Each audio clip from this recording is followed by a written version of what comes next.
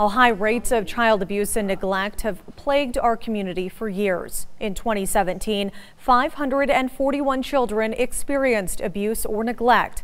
Ahead of No More Violence Week, we hear from a new task force combining resources to make prevention a community-wide effort.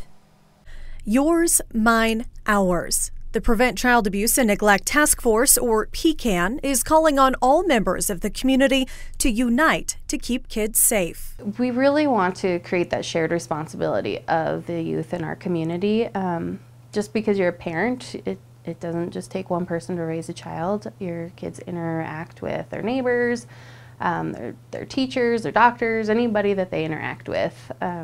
We want everybody to kind of open their eyes and be like, oh, I can do something to help this kid. I believe that the impact that child abuse has in our community impacts every single one of us.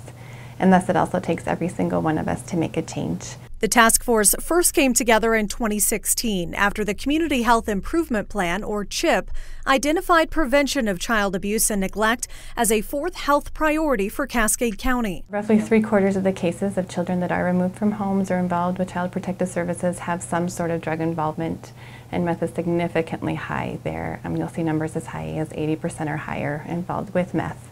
And those statistics we get from sources here in town that work with those children.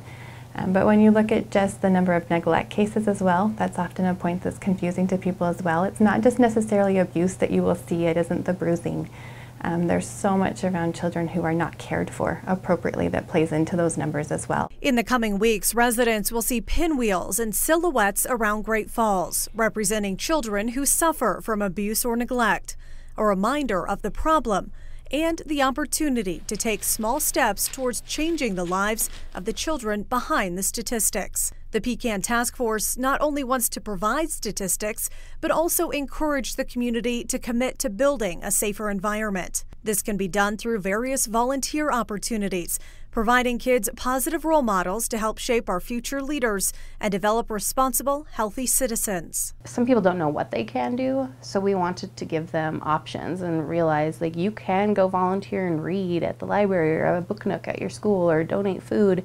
There's lots of families that can't provide everything that we're able to do. Coming up later this week, MTN's Margaret DeMarco will have more on one of those volunteer opportunities to help combat child abuse: foster care. You can go to our website to learn more about other volunteer opportunities.